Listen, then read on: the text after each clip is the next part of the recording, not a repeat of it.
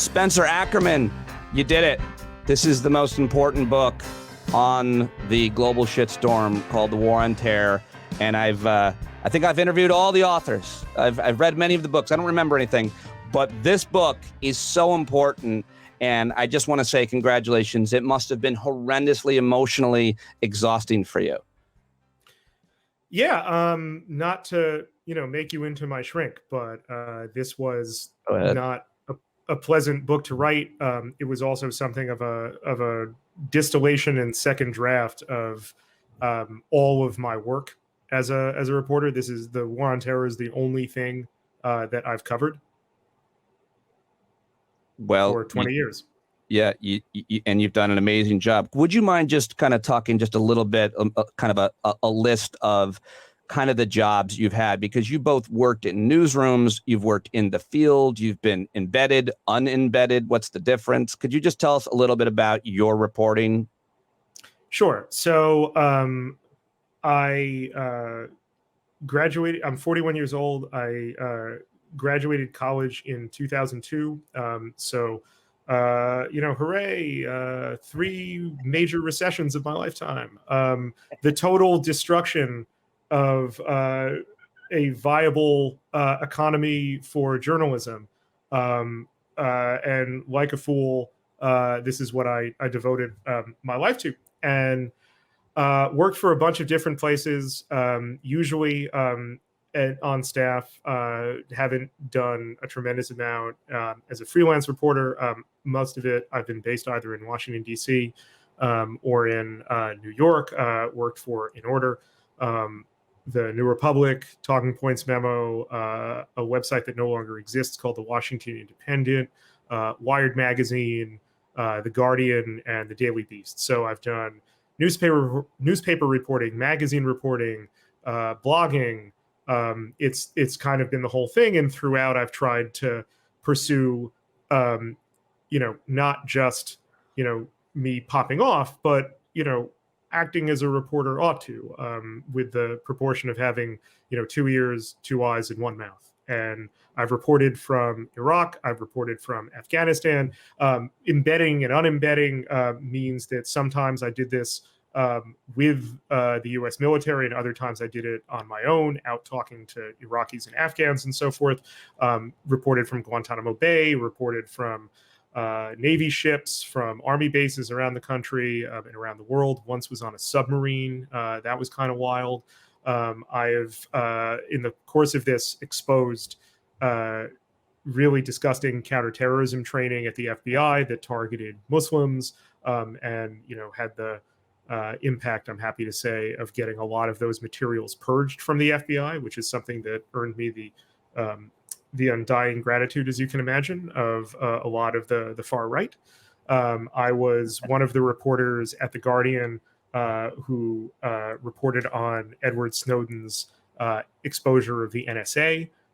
That was real. That was another experience that led directly to this book. And then also, as time went on, I became interested in the ways in which it seemed like, traditional national security reporting, I've used that term in quotes. I think it's a bad and problematic term, but nevertheless, it's sort of the way these things are discussed.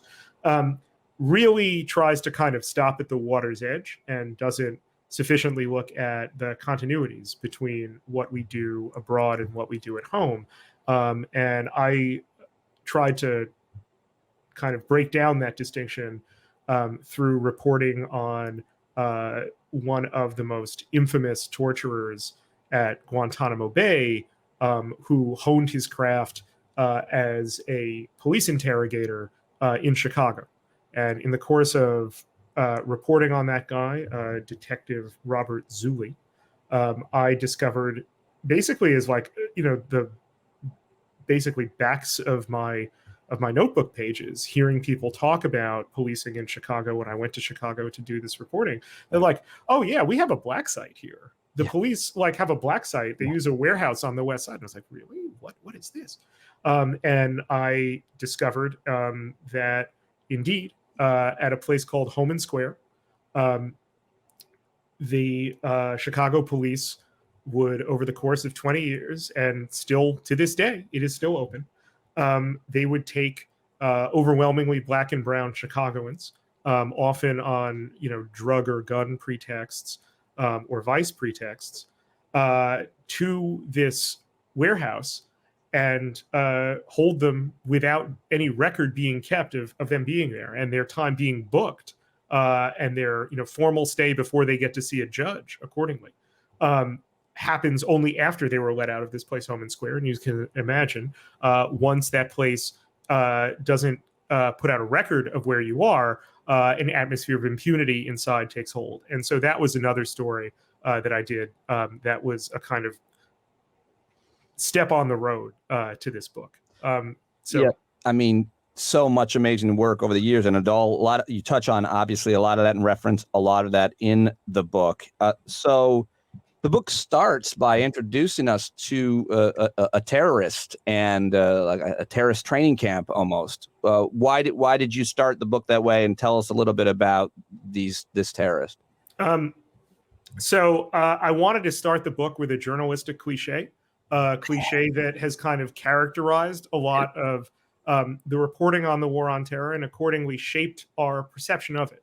I wanted to start out in a scary, remote place, surrounded by men with guns. I didn't go to this place, by the way. This starts out kind of 20 years in the past, more than that at this point. And we would see these characters who were violent people motivated by a psychotic interpretation of their religion, which opens the door to the racism and fascism that they espouse as the right way. Obviously, also the misogyny that they believe is necessary to see the world, the kind of world that they want, manifest on Earth. Except what was important to me is that these people be white. That we needed. Wait a second. Exactly. There's the twist. Wait a second. Hold on. White people do this too? Mostly in America. It's exactly. Mostly, that's the whole big shebang about the last 20 years is how much time, resources, and money we have spent fighting terrorists overseas and creating more over there, everywhere we go, and then ignoring the ones we have here and then electing them. And this was important to see what the war on terror is, because yes. The only way I found that we could really see the full war on terror, see its implications, see the way that it operates and see who it targets is by looking at who are the exceptions, who it never targets, who it exempts, and then who fundamentally through that exemption, tacitly, it empowers. What will they do over time as that circumstance persists? They'll do what they've always done. White supremacist terrorism is the oldest, deadliest, and most resilient form of terrorism in American history. It is the form of terrorism that feeds from the same American history that mainstream America feeds off of. It feeds off of national myths. It feeds off of the ideas that America is in fact a country for white people. And the war on terror tells you that a white man with a flag and a gun isn't a terrorist. He's a counterterrorist. He's a patriot as well. He's a patriot. That's what they call themselves.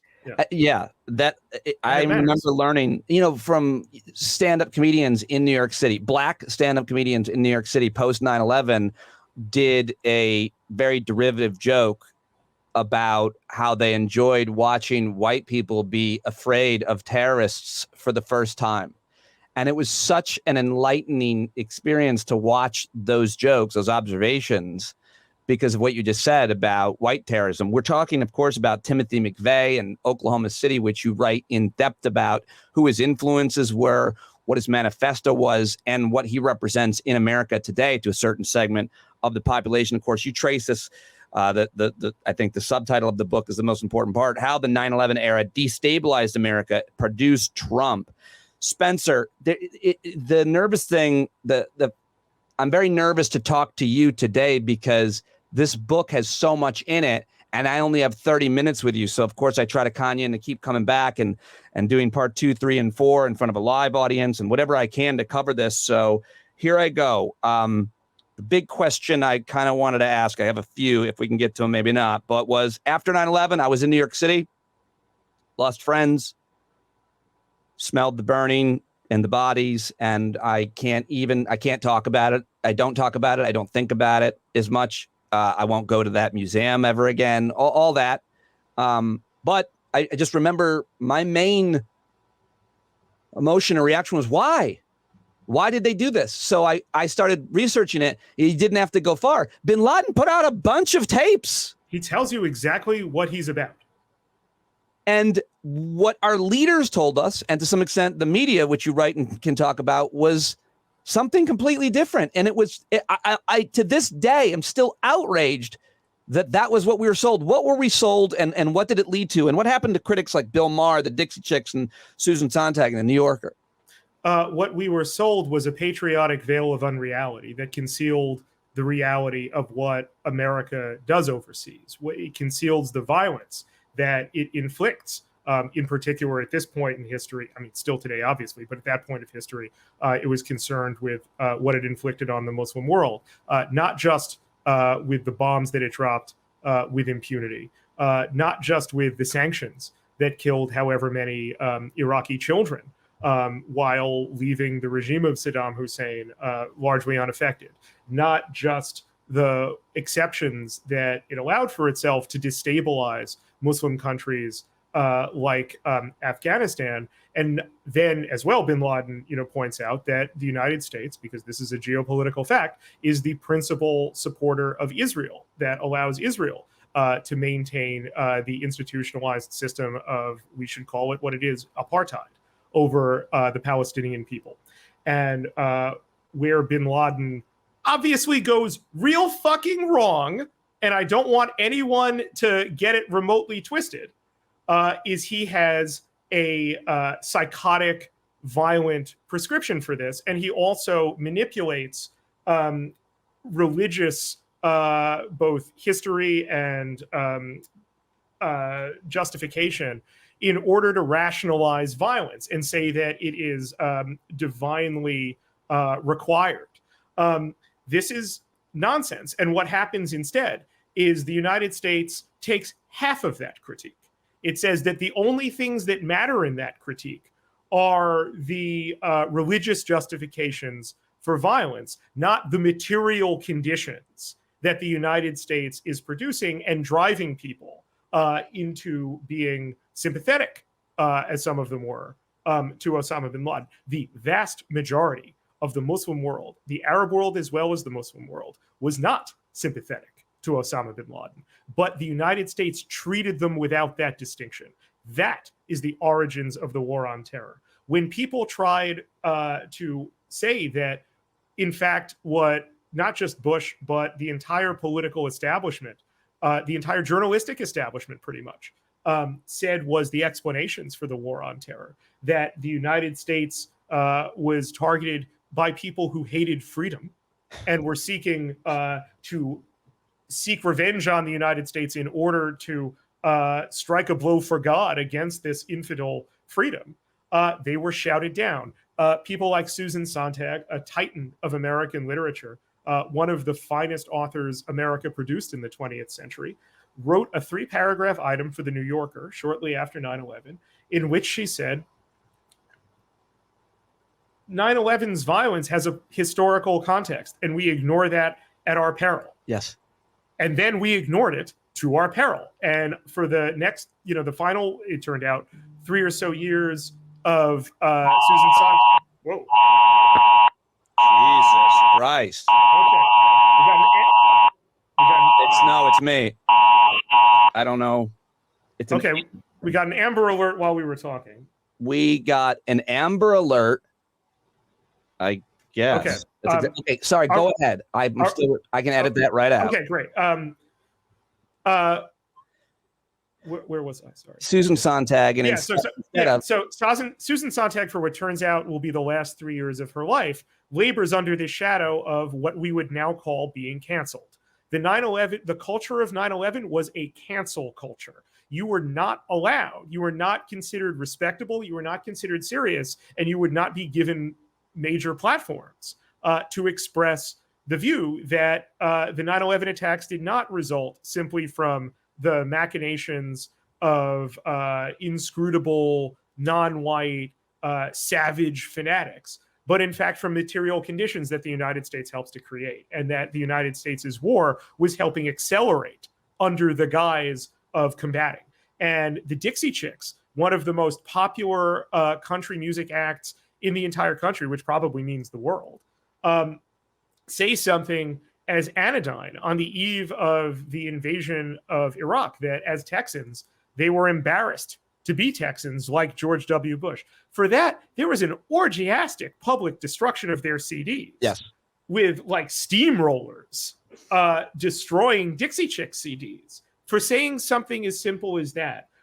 Bill Maher, who I have a lot of disagreements with, says after 9/11 that, whatever else you want to say about the 9/11 hijackers, they're not cowards.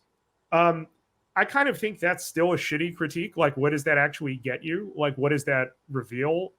That strikes me more like empty provocation that considers itself to be substantive, which seems like that dude's shtick. But nevertheless, he gets canceled from the fucking White House. Ari Fleischer tells people, in light of what Bill Maher says, that they need to watch what they say and watch what they do. The White House spokesman says that. And Bill Maher gets his show canceled.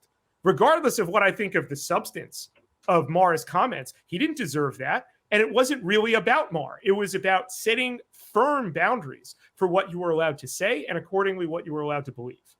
By not asking the question, by not trying to analyze the solutions to fight Al-Qaeda, to prevent another terrorist attack in different ways, and by all the lies that you just talked about or the way that they sold it, they did such a disservice. And after 20 years, what did we get? And I would argue that we got more enemies, and so would so many who served in that war, especially the interrogators who would interrogate, a Al-Qaeda suspect or terrorist, say, why are you coming to fight Americans in Iraq, whatever.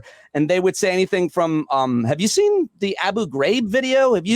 What about what happened at Bagram or Gitmo? Like torture and all of the horrible war crimes that you write about Eddie Gallagher. But there were so many more as well that did horrible things.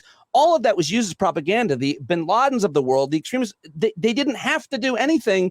They just let us shoot ourselves in the dick over and over and over is my shitty analysis. What would you add, or where am I wrong? The greatest military strategies, the military strategies that will be most successful, are strategies that depend on an adversary acting in characteristic ways, that depend on an adversary just getting to be itself. And that was what bin Laden saw about the United States. Bin Laden didn't get what he wanted. Bin Laden leads to a pretty ironic end. He is eclipsed.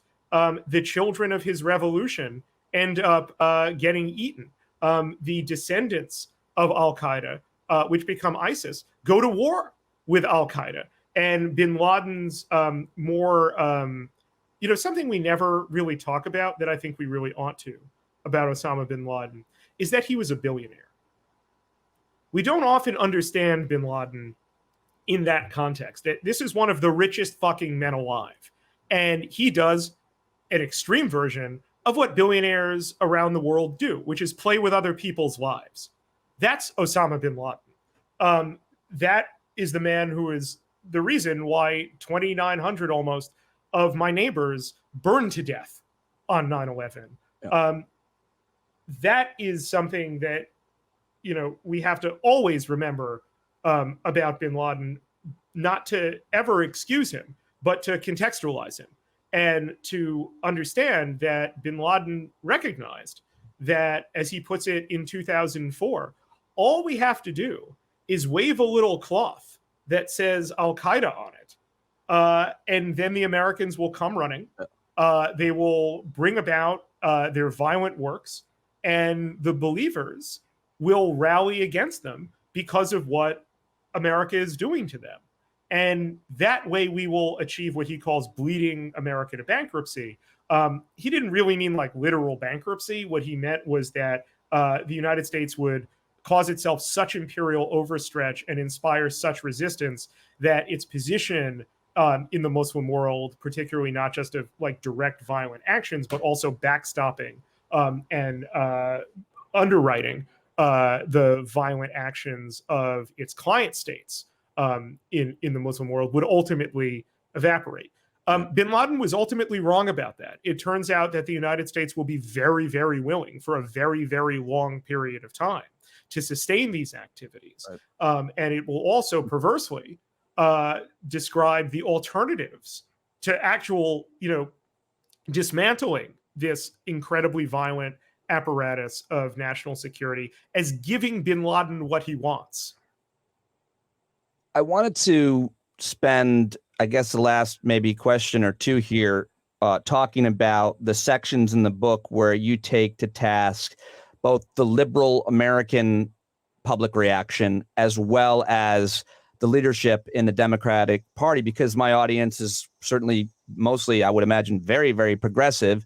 They already know how to feel and a lot more about the neoconservatives and the right, and certainly, how it leads to Trump. It's interesting, one billionaire, Bin Laden, leading to another billionaire. We could talk about that. But I thought it would be best to have you touch on kind of the liberal reaction and as well as the Democratic leadership from John Kerry to the Clintons to Biden to Obama, drones, mass surveillance, the things that happened on their watch, the things they looked away from, the things they didn't sell or aren't selling. Tell me a little bit about that section, which is a huge part of your book. Yeah, so basically the third chapter in my book introduces this theme, and it's called Liberal Complicity in the War on Terror. Yeah. And it's about how Democratic elites don't resist the war on terror. They go along with it. They go along with the policies of immigration suppression and Islamophobia that aid nativism while they sort of try, sometimes not at all, definitely not before, 2004, to kind of trim it on the margins while leaving the core thing in place. And that leads to, such things as, John Kerry, Hillary Clinton, and Joe Biden voting for the Iraq War, to things that, might be a little bit, more obscure at this point, like a Democratic hysteria over port operations that had been taken over by a company from, of all places, the United Arab Emirates. Hardly. I remember that. That happening. And the way you write about that is that's really, really helpful to understand, and a great point to make. Sorry, keep going. And, when we get to Obama, are you a Lord of the Rings guy? I mean, I watched all the movies, but I didn't read it and memorize it like Colbert. So you remember, like in flashback, when they're telling the story of how, the first alliance of elves and men defeats Sauron? No, but go ahead. Okay, well, the king of the elves, Elrond, and the king of men, Isildur, now have the defeated enemy Sauron's tool, the ring, the One Ring, the concentration of his evil power. And Elrond's like, we got to go to Mount Doom and throw this thing in the fire and destroy it, and then we'll have really won. And when they get there, he's yelling for his buddy Isildur to throw it in the fire. And Isildur says, well, it's just so powerful. What if instead I could wield it? And if it had, a non-evil person wielding it, what amazing things would I be able to do? And then he puts the ring on his finger, and eventually not only is he corrupted, but Sauron would come, roaring back to life. And that's how I view Barack Obama. That Barack Obama gets elected off of an extremely powerful and frustrated anti-war sentiment amongst the progressive base of the Democratic Party that's been disgusted at the way the Democratic Party's acquiesced, not just to the Iraq War, but to a lot of really scary things during the Bush administration. And Obama, who's untainted by the Iraq War and is the only presidential candidate to launch a very full-throated refusal to continue the war, to aggressively defend withdrawing from the war. That became deeply inspiring to a lot of people. But what we often didn't listen to was Obama simultaneously saying that he considered the war on terror a necessary continuation, that the problem with the Iraq war, amongst other problems, was that it was a distraction from the necessary work of the war on terror. And that's how we get in the spring of 2008, as Obama is looking forward to becoming president himself as a senator, he votes to legalize tremendous amount of previously illegal mass surveillance conducted by the NSA. And when he becomes president, he views torture as completely unacceptable. And so he bans it. But because he is committed to the war on terror, he needs the CIA, the torturers themselves, to do things like execute the drone strikes. So he is not in a position to provide any accountability for what was done to so many human beings. The Senate torture report identifies the figure of 119 of them. No one in that report believes it was just 119 people. Right. I write about that on my Substack Forever Wars. Really quick, Obama wraps up the war in this belt of process, bureaucratic process that masquerades as the rule of law, and uses that to expand drone strikes and take a lot of other actions in the war on terror, such as the escalation of the Afghanistan war, that create not an alternative to the war on terror, but the maintenance of the war on terror and a structure that he believes is sustainable for future operations of the war on terror, because he believes that other good liberals like Hillary Clinton will be the people that inherit the war on terror, and they can make the judgment of what's responsible with the one ring on their finger. And instead, it's Donald Trump, and it doesn't work that way. So much more to talk about with you. Everybody should buy the book, subscribe to the Substack. Spencer Ackerman, congratulations on writing the most important book of our generation on this issue. Thank you. Pete, I don't know about that, but thank you so much.